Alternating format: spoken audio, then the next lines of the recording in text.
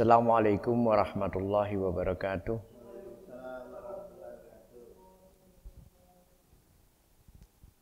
Alhamdulillahirabbil alamin. Assalatu wassalamu ala asyrofil anbiya'i wal mursalin wa ala alihi wa sahbihi ajmain. Amma ba'du. Marilah kita tidak henti-hentinya meningkatkan rasa syukur kita kehadirat Allah Subhanahu wa taala yang telah memberikan kesempatan dan kesehatan buat kita sehingga kita bisa hadir di majelis ilmu ini. Dan salam dan salawat kiranya selalu tercurah kepada Nabi besar kita baginda Rasulullah sallallahu alaihi wasallam. Allahumma shalli ala Muhammad wa ala ali Muhammad. Dan kepada keluarganya tentunya, para sahabat, tabi'in, dan semoga kita juga mendapatkan syafaat beliau nanti di hari akhir untuk bisa bersama beliau atas izin Allah menuju surga Jannatun Naim. Rabbi shrahli sadri wa yassirli amri uqdatam min lisani yafqahu qawli. Saya sengaja membuat kajian kita itu judulnya adalah memperkuat iman.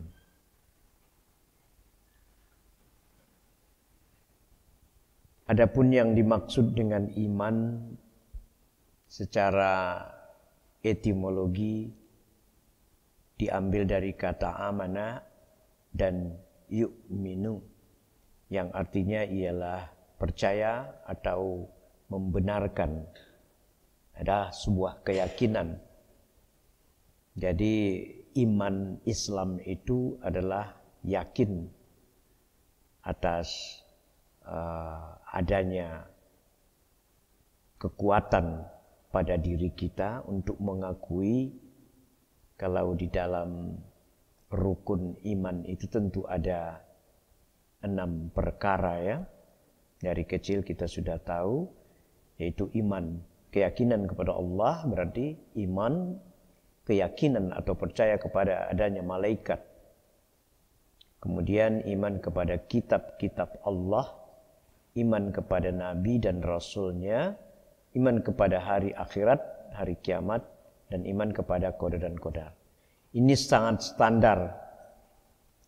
Sangat standar maksud saya adalah memang dari dahulu kala itu sudah kita ketahui.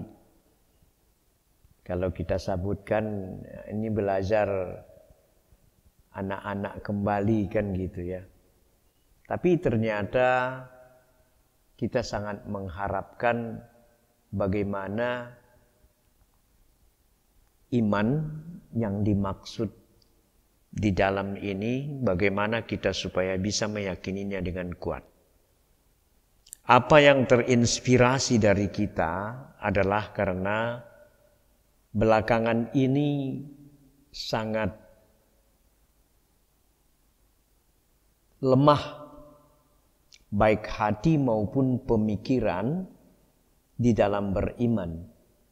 Kita sudah melihat bagaimana orang dengan semudah itu meninggalkan ajaran agamanya. Kalau itu mungkin ada satu kenekatan ya, nekat dia.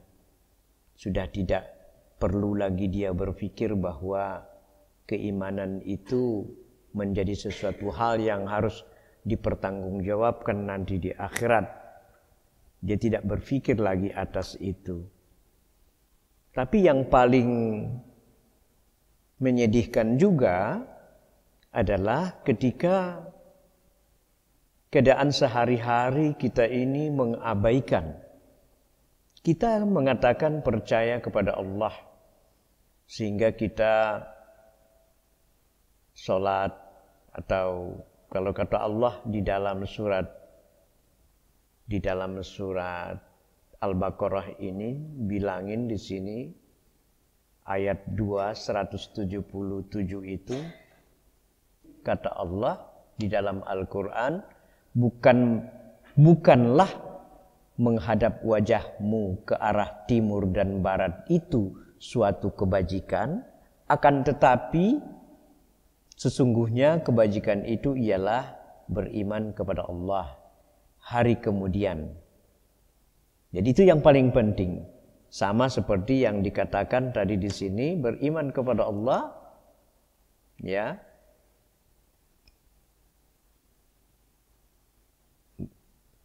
Beriman kepada Allah, beriman kepada malaikatnya. Jadi ini sebenarnya diambil dari Quran surat Al-Baqarah ayat 177. Ya, kepada kitab-kitabnya, nabinya, dan memberi harta yang dicintai kepada kerabatnya. Jadi sehari-hari terkadang kita ini lupa, terutama beriman atau memberikan, mau memberi. Karena pengertian iman itu tadi yakin.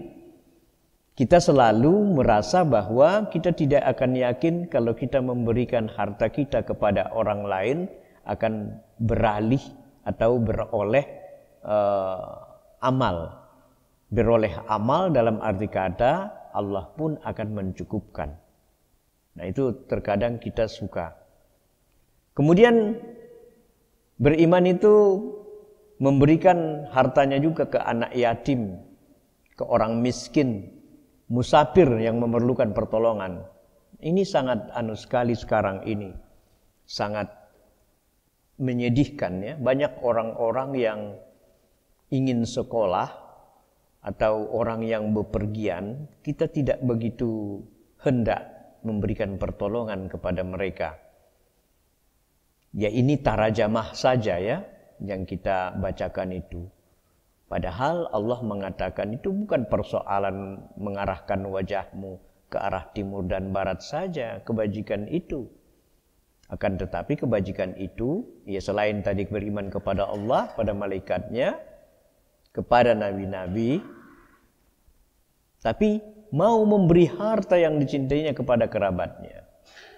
Kalau di dalam ayat lain itu dikatakan bahwa memberikan sesuatu itu tidak hanya ketika kita di masa-masa masa-masa senang atau memiliki kecukupan. Tapi walaupun di dalam keterbatasan, kita pun harus mau atau bersedia memberikan segala sesuatu yang ada pada kita kepada orang lain. Tentu menurut takarannya. Jadi kalau kita mau memberikan kepada anak yatim, orang miskin itu tidak mesti harus setiap hari kita memberi 50.000, 100.000. Itu boleh, tetapi bagaimana caranya supaya kita memberi ini secara rutin? Dalam satu hadis Rasulullah mengatakan bahwa kalau kamu mau beramal, janganlah banyak lalu kemudian tidak beramal lagi. 3 bulan lagi baru lagi beramal lagi. Amal dalam arti kata memberi rutinitas daripada menjalankan keagamaan tersebut. Tetapi secara rutin, misalnya di lampu merah setiap hari 2.000 perak saja kepada tukang asongan ya, atau kepada tukang jual koran, tapi setiap hari menjadi komitmen bagi kita untuk memberikan kepada mereka, itu adalah salah satu yang sangat dimuliakan. Itu menurut salah satu sabda Rasulullah sallallahu alaihi wasallam. Jadi dan memerdekakan hamba sahaya. Mungkin kalau sekarang ini tidak ada lagi hamba sahaya ya, tapi memberikan sesuatu kepada orang yang tidak memiliki itu menjadi satu hal yang sangat. Jadi ini yang dimaksud oleh Allah sebagai salah satu konteks dalam keimanan. Dan jadi kalau misalnya dia bilang mendirikan sholat, menunaikan zakat. Zakat kan ada batas waktu. Ada batas waktu yang harus kita, kalau kita mau berzakat. Dan orang-orang yang menepati janji apabila ia berjanji. Nah ini pun, terkadang kita suka sekali tidak menepati janji. Saya akan datang pada hari Ahad setiap saat. Ini janji kepada Allah sebenarnya. Kita ini sangat alergi melihat apabila ada satu majelis kajian seolah-olah kita takut dikatakan sebagai orang alim, atau seringkali kalau bisa kita ini jangan melihat orang yang memberikan, tetapi ilmu yang disampaikan kira-kira bagus apa tidak. Itu janji sebenarnya kepada Allah. Saya akan berjanji kepada Allah bagaimanapun caranya supaya saya bisa menjadi orang yang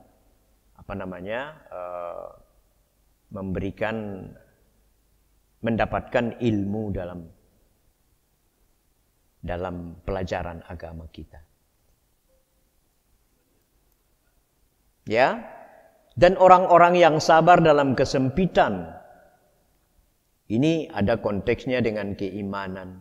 Ya, tadi kan saya katakan itu bahwa keimanan itu adalah yakin, percaya atau membenarkan. Jadi kalau kata Allah di dalam Al-Quran itu orang-orang yang sabar dalam kesempitan.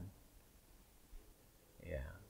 Kesempitan itu sebenarnya ada pada kita. Saya ingin menjelaskan kesempitan itu selalu kita mengatakan sebagai sebuah kemiskinan. Lalu kemudian kemiskinan itu selalu kita katakan ketidakberdayaan. Padahal sebenarnya orang-orang miskin itu tidak akan miskin dikatakan apabila dia itu bersedia menerima kenyataan kehidupannya. Di antara kita semua yang ada di sini sebenarnya orang-orang yang kaya. Tetapi kita sendirilah yang merasa bahwa kita ini adalah orang yang tidak memiliki apa-apa. Ya. Selalu merasa bahwa tidak ada kelebihan pada diri kita. Sehingga kita merasa bahwa kita adalah orang miskin. Penderitaan dan peperangan. Lalu kemudian penderitaan. Itulah kira-kira mereka itulah orang yang benar imannya dan mereka itulah orang-orang yang bertakwa. Selamat pagi Pak Emil. Nah itulah yang menjadikan kita, itulah yang menjadi arti salah satu ayat ya. Oleh karena itu disebutkan di sini dalam ayat Surat Al-Baqarah 256. Auzubillahi minasyaitonirrajim. Bismillahirrahmanirrahim. Artinya, tidak ada paksaan untuk memasuki agama Islam. Sesungguhnya telah jelas jalan yang benar daripada jalan-jalan yang sesat.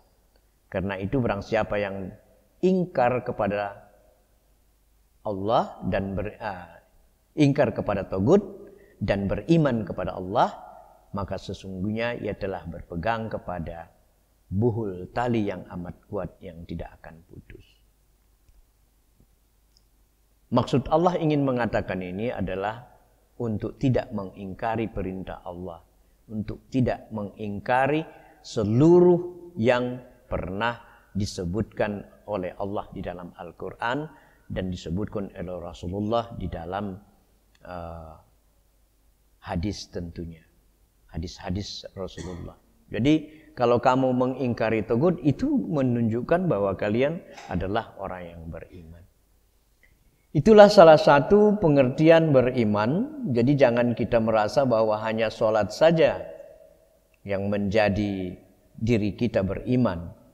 Tapi banyak hal yang terkadang dalam pemahaman kita tidak bisa sebenarnya apa iman itu.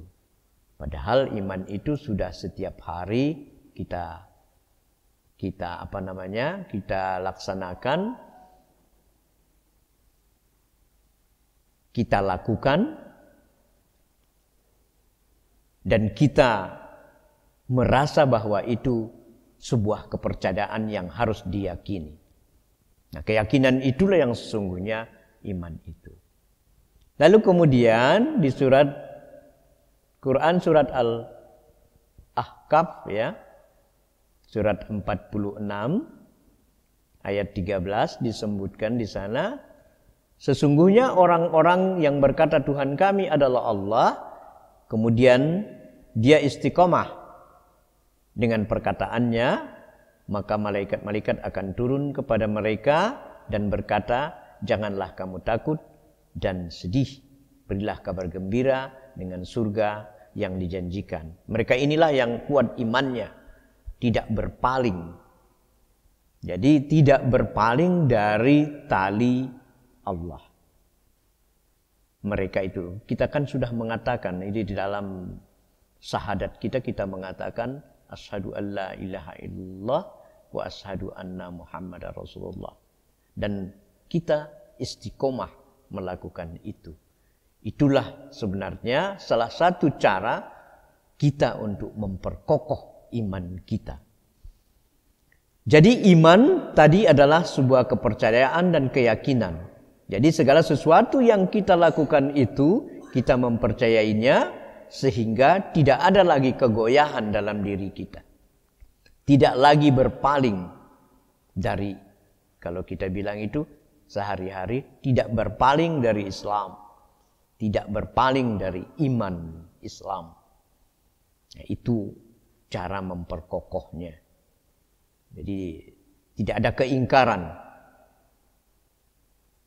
Maka malaikat akan turun kepada mereka dan berkata, jangan kamu takut. Jadi sebenarnya kalau kita beriman dan kita memperkokoh keimanan kita, malaikat pun akan turun kepada mereka dan berkata, jangan kamu takut, jangan sedih. Jangan takut, jangan sedih. Ini ada orang terkadang takut dia. Kalau dia beriman sungguh-sungguh istiqomah, bekerja sesuai dengan keberadaan imannya, maka dia takut nanti, wah kalau saya nanti tidak melakukan itu, kalau saya sholat nanti dalam waktu yang sudah ditentukan, sementara saya ada pekerjaan yang lain, maka saya tidak akan dapat rezeki. Ini sebenarnya kebimbangan, was-was, ya. Orang yang was-was itu selalu harus membaca a'udzubillahi minasyaitonirrajim. Karena merekalah orang-orang yang sebenarnya digoda oleh setan. Setiap hari setan menggoda dengan janjinya, aku akan menyesatkan Tuhanku, aku akan menyesatkan mereka-mereka yang beriman. Itu sudah janji daripada setan, iblis. Ya, ketika dalam pertama sekali manusia diciptakan, dia tidak suka, sementara malaikat-malaikat sujud kepada manusia. Jadi sebenarnya istiqomah itu jangan diartikan hanya sekadar istiqomah bahwa kita ini sholat istiqomah, kemudian puasa istiqomah, atau hanya yang tertentu saja. Padahal keistiqomahan ini pada waktu sholat. Waktu sholat itu dari 12 sampai jam 2:30 kalau kita boleh sebut. Jadi kalau kita istiqomah ketika azan berkumandang, maka seluruh pekerjaan kita harus tinggalkan. Nah ini yang sulit terkadang. Padahal kalau kata Allah, kamu jangan takut dan jangan bersedih. Hanya karena itu kamu sedih. Suatu saat nanti, wah, rezeki saya atau sahabat saya yang sudah berjanji dengan saya pada jam-jam tertentu itu, lalu kemudian takut ditinggalkan. Jadi hal-hal seperti itu sebenarnya bukan sebuah keistiqomahan. Kata Allah, salah satu istiqomah adalah salah satu bentuk daripada iman. Karena dia tidak lagi berpaling dari Islam. Lalu kemudian cara menguatkan iman itu ada juga di dalam Ali Imran surat 3 ayat 8. Bismillahirrahmanirrahim.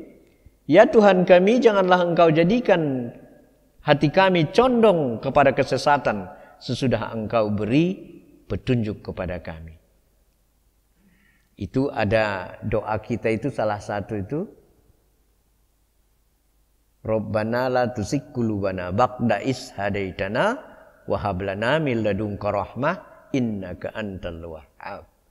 Jadi Allah sudah memberi rahmat kepada kita, lalu kemudian kita jangan lagi kita katakan kepada Allah, kita doa kepada Allah, memohon pada doa supaya Allah tidak mencabut lagi.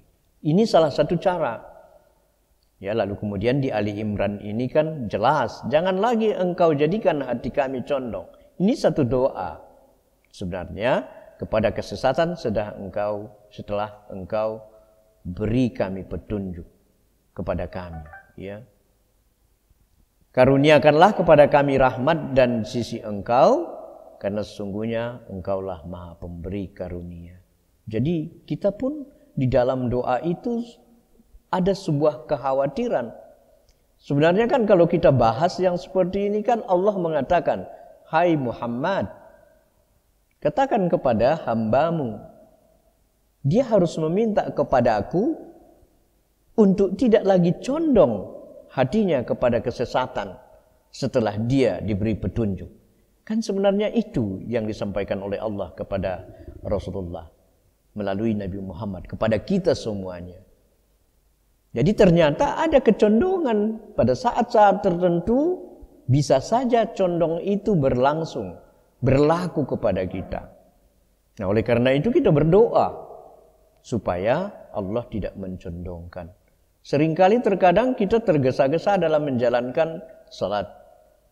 Kita yang ringan-ringan saja, salat kita terkadang kita tergesa-gesa. Bismillahirrahmanirrahim, alhamdulillahirabbil alamin arrahmanirrahim sampai seterusnya. Sujud kita, padahal kita bersujud itu harus memang benar-benar mengakui keesaan Allah. Subhana rabbiyal a'la, ya, subhana rabbiyal azim, atau ada bacaan-bacaan yang lainnya, subhanakallahu wa bihamdika rabbighfirli, kan ada bacaan yang lain yang seharusnya kita ketika bersujud itu hendaknya mengaduh kepada Allah. Mengaduh itu mengecilkan diri di hadapan Allah. Ini salah satu bentuk daripada cara kita untuk menguatkan iman kita. Lalu kemudian di Ali Imran ayat 3147, ya Rabb kami, ampunilah dosa-dosa kami dan tindakan-tindakan kami, dan tetapkanlah pendirian kami, dan tolonglah kami terhadap orang-orang yang kafir. Itu juga terkadang kita hanya menerjemahkan pendapat ini, jangan ingkar dari orang-orang kafir atau orang-orang yang memungkinkan kita menjadi kafir. Padahal sebenarnya sangat singkat sekali. Semua rencana daripada orang-orang di luar Islam itu sangat sederhana. Makanan, pakaian, lalu kemudian olahraga, lifestyle. Itu semua rencana daripada orang-orang kafir yang begitu sederhana tapi menggoda kita semuanya. Ya. Kalau misalnya kita pergi menonton bola, itu biasanya sebelum jam 3 sudah masuk. Ya kan? Sebelum jam 3 sudah masuk. Lalu kemudian sebelum jam 3 sudah masuk, lewat zuhur. Belum main, lewat asar. Belum main juga, maghrib lewat. Oke lah kalau isya tidak ada masalah. Kalau mungkin kalau isya itu bisa tengah malam. Tetapi 2 waktu minimal, 1 waktu kita sudah kehilangan. Ini adalah cara-cara. Makanya Allah mengatakan Ali Imran 147 ini, ya, tolonglah kami terhadap orang-orang kafir. Ini sudah rencana. Orang berencana semenjak mereka ada dulu perang salib namanya, ya. Primason, ada yang disebut dengan primason. Ya, kalau kata Pak Profesor itu pelan-pelan, dan dia merasa bahwa kita di sini adalah kalangan intelektual sudah paham semuanya. Jadi itu juga mereka merencanakan kegiatan itu seperti yang setidaknya saya katakan tadi, lifestyle-nya, ya, cara makan, makanannya, kemudian olahraga, food fun, kan disebutkan kayak gitu kan. Kita ini terkadang itu tidak membaca Al-Quran setiap hari, tapi kita sibuk duduk di kafe, berbisnis. Mungkin kita yang di sini tidak, tapi mereka-mereka yang di luar sana, yang kita katakan 86% adalah umat Islam di negeri ini, setiap hari kita melihat mereka. Mungkin kita juga pernah melakukan ini, tapi insya Allah kita cepat-cepat berpaling dari ketidakyakinan itu. Jadi itu cara berpakaian. Cara berpakaian yang mereka transformasikan ke kita supaya kita paham. Jadi ini adalah, kalau dalam sosiologi itu budaya. Perilaku budaya yang ditanamkan. Kita sangat tidak enak kalau pergi berjalan-jalan tidak pakai jin. Padahal itu bukan budaya kita. Budaya kita celana bahan. Bukan tidak boleh, tetapi itulah suksesnya mereka menanamkan budaya kepada kita bahwa ini sebenarnya adalah budaya kami, tapi kami berikan kepada kamu dan itu menjadi sesuatu hal yang baik menurut kamu. Tidak berpakai jilbab, ya kan? You can see kalau cewek-cewek ya, perempuan ya. You can see itu kan masa-masa orang tua saya dulu masih seperti itu dulu. Karena tidak paham. Nah sekarang kita fahamkan. Goyahkah iman kita dengan kelakuan-kelakuan yang seperti itu? Yang direncanakan oleh kaum kafir, ya. Ya, kita melihat itu bagaimana itu. Tadi pagi saya melihat videonya Pak Habib Rizik yang mengatakan jangankan di situ, uang itu pun sekarang itu sudah logonya logo daripada negara lain. Ya, karena kita meminjam uang kepada orang itu. Kalau dulu itu gambar mata ya, yang di dolar itu ya. Sekarang gambar palu dan arit. Jadi hal itu terkadang adalah sebuah kebudayaan orang. Kita dengan seenaknya bisa menerima, ya, cara berpakaian, cara makan kita. Rasulullah menyebutkan kita kalau bisa makan itu dengan tangan. Tapi semua seorang, dengan sendok lebih gaya kan? Masa dengan itu saja kita harus mempertentangkannya? Ya, pada masa-masa tertentu bolehlah ya. Tidak ada air, kita tidak harus bisa pakai kobokan ya. Tidak masalah mungkin. Tapi inilah rencana daripada orang-orang di luar daripada agama kita. Oleh karena itu kita minta kepada Allah tetapkan pendirian kita. Sangat sulit memang, tapi kita harus bisa memaksakan diri. Bagaimana caranya memaksa diri? Seperti orang Jepang. Orang Jepang itu untuk disiplin dia paksakan sejak kecil. Lalu TNI, Tentara kita jam 7 harus sudah masuk ke kantor dan siap di lapangan. Kemudian di sekolah kita sini saja, jam 7.15 tidak ada lagi yang tidak masuk ke sekolah. Kenapa semua itu kita bisa melakukannya? Karena dipaksakan. Kalau kita memaksakan itu, maka kita akan bisa. Allah bisa karena biasa. Anak-anak kita usahakan bagaimana caranya supaya bisa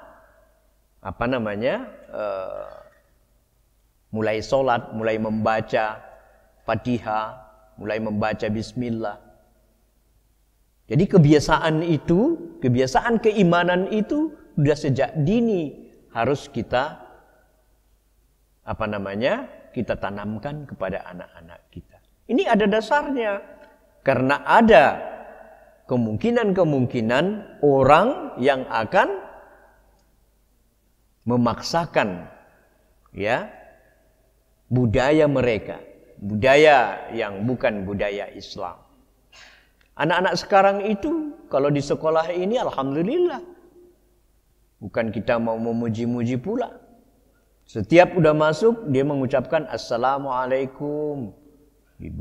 Di ustadznya juga dengan bundanya Waalaikumsalam warahmatullah. Ini sebuah keimanan, keimanan yang sangat tinggi, yang kelakuan kita sehari-hari terkadang kita lupa alfa pemikiran kita untuk itu. Lalu kemudian di dalam surat Ali Imran juga 193 194 Allah berfirman, Bismillahirrahmanirrahim, ya Rabb kami, sesungguhnya kami mendengar orang yang menyeru kepada iman, yaitu berimanlah kalian kepada Rabb kalian, maka kami pun beriman. Ya Rabb kami, ampunilah dosa-dosa kami dan hapuslah kesalahan-kesalahan kami, serta wafatkanlah kami beserta orang-orang yang berbakti, orang-orang yang salih. Ya Rabb kami, berikanlah kami apa yang telah Engkau janjikan kepada kami melalui Rasul-Mu, dan janganlah Engkau hinakan kami pada hari kiamat kelak. Sesungguhnya Engkau tidak pernah menyalahi janji. Jadi menguatkan iman itu juga adalah dengan doa. Ini doanya di ayat 193 dan 194. Lalu kemudian di Al-Kahfi 18:10. Wahai Rabb kami, berikanlah rahmat kepada kami dari sisimu dan sempurnakanlah petunjuk yang lurus bagi kami dalam urusan kami. Rabbana, ada satu yang di Al-Kahfi itu, Rabbana atina min ladunka rahmah wa hayy lana min amrina rasada. Ini dia, Rabbana atina min ladunka rahmah wa hayy lana min amrina rasada. Ini semua karena orang takut tidak beriman. Sekarang ini banyak pejabat kita yang mengatakan sesuatu hal yang terkadang tidak apa-apa, jangan terlalu dipaksakan beragama. Bahkan di Menteri Pendidikan muncul peraturan yang tidak perlu beragama. Ya. Jadi agama tidak menjadi mata kuliah atau mata pelajaran. Nah, ini kan hal-hal yang bagaimana caranya supaya menghilangkan keimanan, menghilangkan keagamaan daripada diri kita. Dan kita harus berdoa atas kesalahan kita, dan harus kita usahakan bagaimana kita berkumpul dengan orang-orang yang saleh. Mereka saja, para Al-Kahfi ini, yang disebutkan di dalam ayat Al-Kahfi ini disebutkan, berikan rahmat kepada kami dari sisimu, dan sempurnakanlah petunjuk yang lurus bagi kami. Sempurnakan sempurnakan petunjuk yang lurus itu adalah hidayah. Hidayah yang mengarah kepada petunjuk Allah. Kalau kita itu ada salah satu yang setiap saat salat kita ihdinas siratal mustaqim. Berikan kami petunjuk yang lurus ya Allah. Jalan yang lurus, jalan hidayah. Karena jalan inilah yang memungkinkan bagi kita untuk kita bisa menjalani kehidupan ini secara baik. Kalau Allah tidak memberikan hidayah kepada kita, maka mustahil kita bisa menjalani kehidupan itu. Itu salah satu, itu yang lain lagi ya. Lalu kemudian Mereka meringan yang tak lepas lagi dari tali janji dengan Allah. Quran Ali Imran juga ya surat 3 112. Yang artinya bismillahirrahmanirrahim, mereka diliputi kehinaan di mana saja mereka berada, kecuali jika mereka berpegang kepada tali agama Allah dan tali perjanjian dengan manusia. Jadi maksudnya Allah di sini orang yang tidak lagi goyah. Jadi tidak lagi, dia harus berpegang. Dia orang yang berpegang. Nah inilah orang yang beriman. Mereka diliputi kehinaan di mana saja mereka berada. Kecuali jika mereka berpegang kepada tali agama Allah dan tali perjanjian dengan manusia. Maksudnya kita jangan, tadi di depan di ayat yang berbeda itu kalau berjanji kata ya Al-Baqarah 177 itu kalau berjanji tepati janjimu. Itu salah satu bentuk orang yang beriman. Dan kemudian berpegang kepada tali Allah. Berpegang itu tidak bisa lagi, tidak boleh lagi, atau jangan lagi kita membuka tali yang kalau di dalam ayat tadi itu disebutkan dari buhul. Ya, sebutkan di sini dari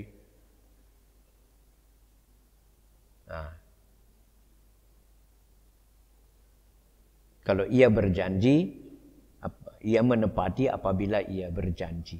Itu orang-orang yang takwa sebenarnya. Berpegang kepada tali agama itu adalah sebuah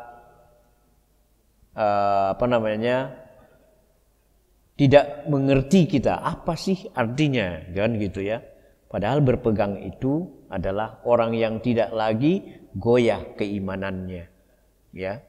Karena tadi sudah dikatakan Allah selalu mengkaitkan ini dengan kafir, dengan orang-orang kafir, dan mereka kembali mendapat kemurkaan dari Allah, ya, dan mereka diliputi kerendahan. Yang demikian itu karena mereka kafir kepada ayat-ayat Allah dan membunuh para nabi tanpa alasan yang benar. Yang demikian itu disebabkan mereka durhaka dan melampaui batas. Ini adalah salah satu contoh. Kalau dulu itu membunuh nian. Kalau sekarang membunuh karakter umat Islam.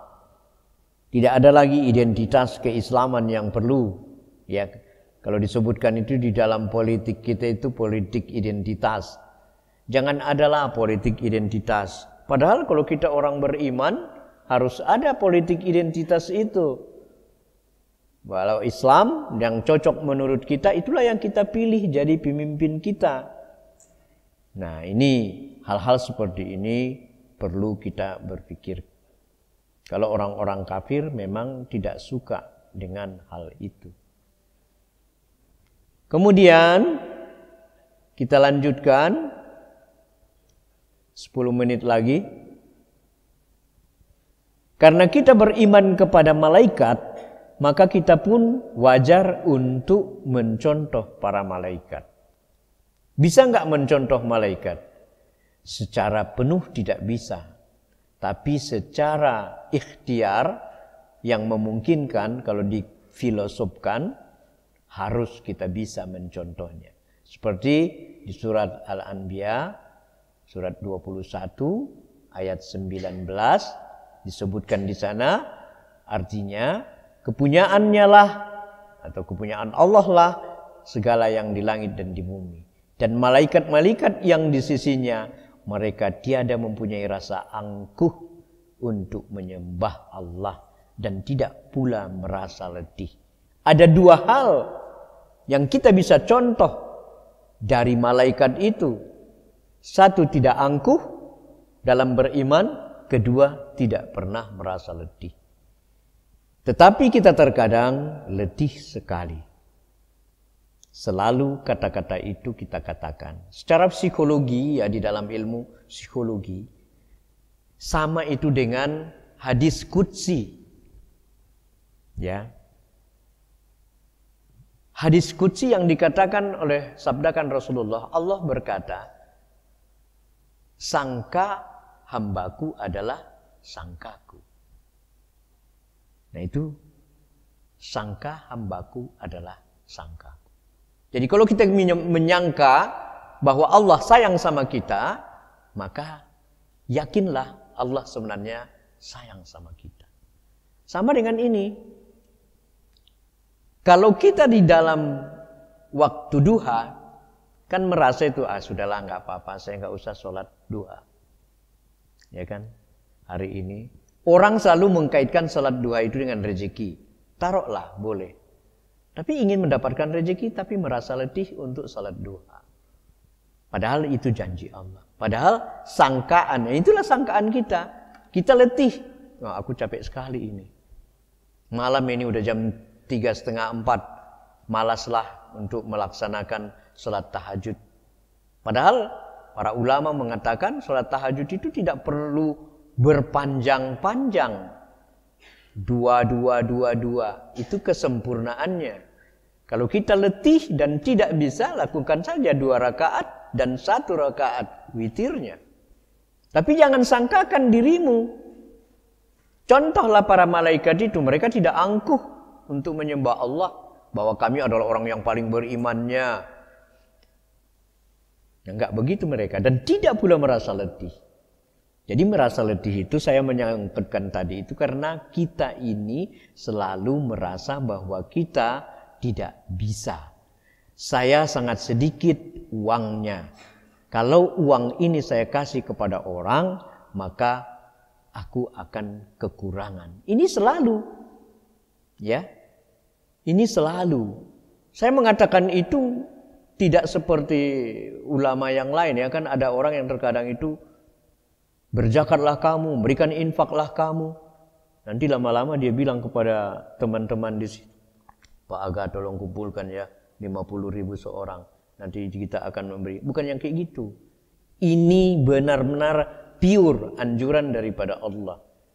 Bahwa berbuat baik kepada orang lain itu, maka Allah akan berbuat baik kepada kita. Itu yang paling penting. Kemudian memberikan sedekah, Allah akan membalas 700 kali lipat.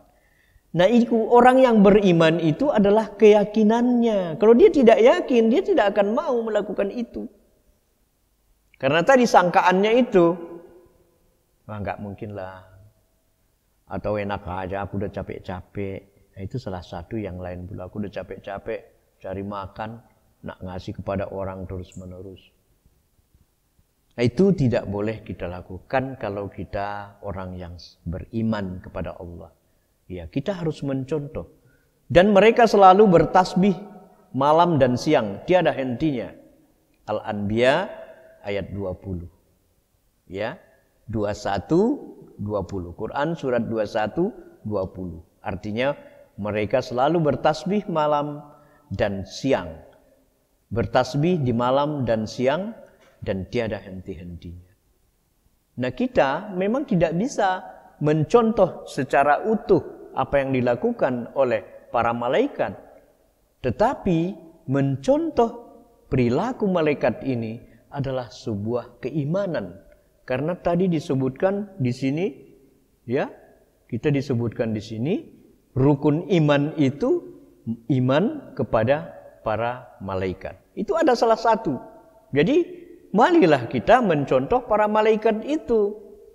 Wah, dia kan malaikat, beda dengan kita. Bukan begitu. Dia kan nabi, nabi diberikan itu. Bukan seperti itu. Kita tetap harus mencontoh mereka walaupun tak mampu seperti mereka. Ya, lalu kemudian di surat An-Nisa 136, ini salah satu pokok daripada keimanan disebutkan, artinya, wahai orang-orang yang beriman, tetaplah beriman kepada Allah dan Rasul-Nya, dan kepada kitab yang Allah turunkan kepada Rasul-Nya, serta kitab yang Allah turunkan sebelumnya. Ya, barang siapa yang kafir kepada Allah, malaikat-malaikatnya, kitab-kitabnya, rasul-rasulnya, dan hari kemudian, maka sesungguhnya orang itu telah sesat sejauh-jauhnya. Allah belum menyebutkan itu sebagai kafir, ya. Tapi Allah sudah mengatakan orang itu adalah orang yang tersesat sejauh-jauhnya. Sejauh mata memandang tak terlihat lagi. Jadi telah beriman. Beriman itu, ya, barang siapa yang kafir pada Allah, malaikat-malaikatnya, itulah yang sejauh-jauhnya. Jadi kitab-kitab Allah itu, saya mencontohkan kitab Allah itu, lihat saja Alkitab. Kalau dahulu kala kita melihat kitab yang ini, ya. Saya sengaja melihat ini di dalam satu kitab orang Kristiani, Bible. Firman yang aneh dalam kitab itu disebutkan firman Tuhan yang aneh dalam kitab. Kitab yang konon merupakan firman Tuhan, ya. Di dalamnya banyak ditemukan ayat-ayat Tuhan yang sangat menggelikan jika dibaca. Ya. Benarkah ayat-ayat berikut ini merupakan firman Allah? Jadi kita kan kepada kitab-kitab Allah juga kita seperti di sini kan harus meyakini semua kitab. Di dalam Ali Imran surat 3 ayat 3 Allah mengatakan, artinya firman Allah, Dia menurunkan Alkitab kepadamu, Quran, dengan sebenar-benarnya dan membenarkan kitab yang telah diturunkan sebelumnya, Zabur dan Taurat serta Injil. Tentu bukan kitab yang oleh umat Nas'ari diubah sekarang. Ya, kita percaya kepada kitab yang Zabur, Injil dan Taurat itu, tapi bukan yang sekarang. Salah satunya ini. Mana tadi?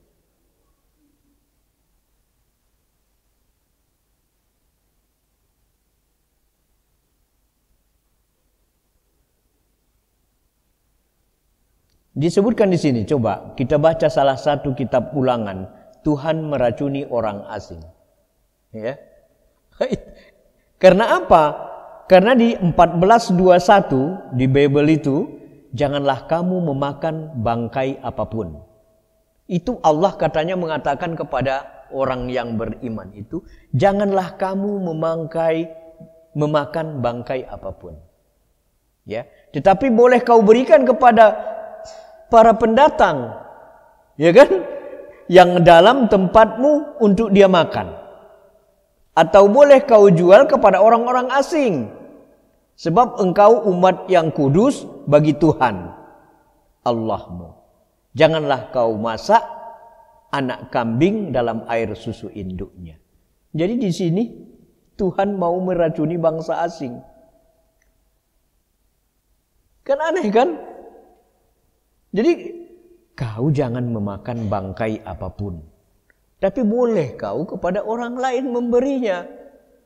Nah, ini kitab-kitab perbedaan, ya, perbedaan kitab kita dengan kitab orang lain. Lalu kemudian kitab Kejadian, Tuhan capek dan beristirahat, ya.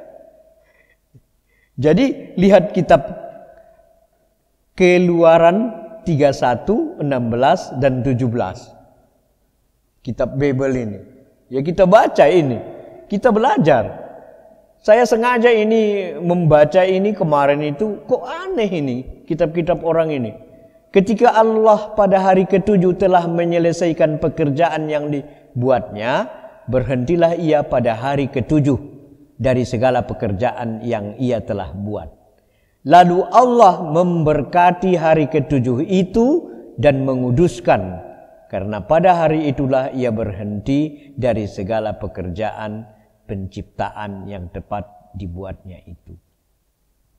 Jadi ini tentang penciptaan dunia. Jadi Tuhan capek, istirahat katanya.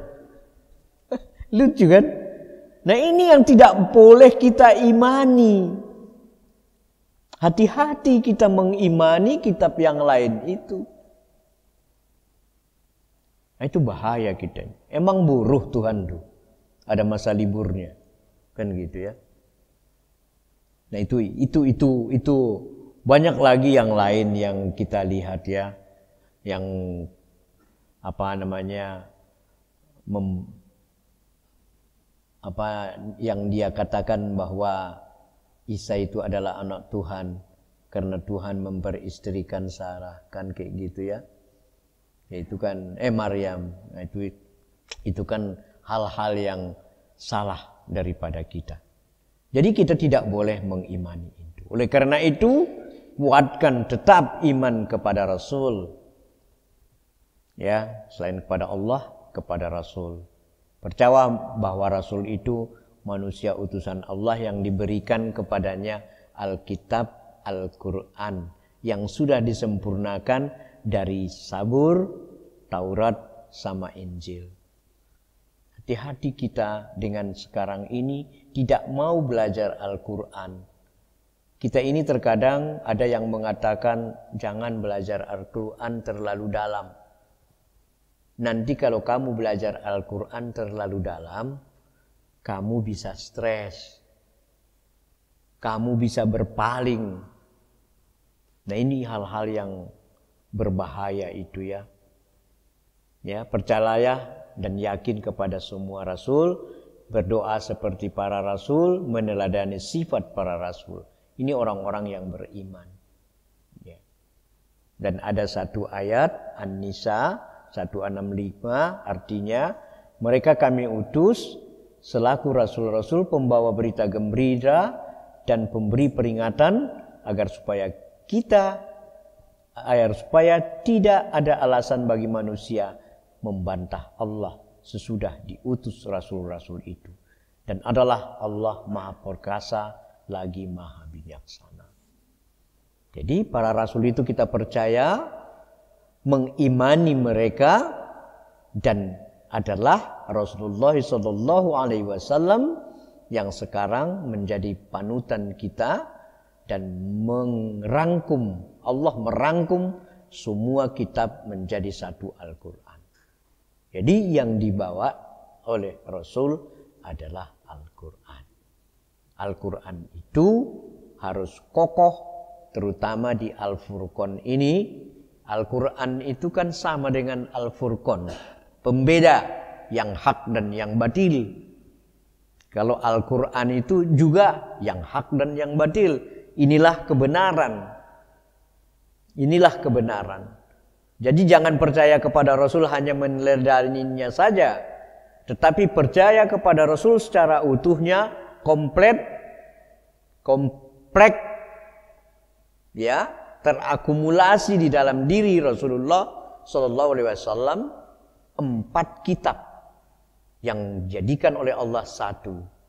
Nah, ini yang menjadi hal yang harus kita fahami tentunya.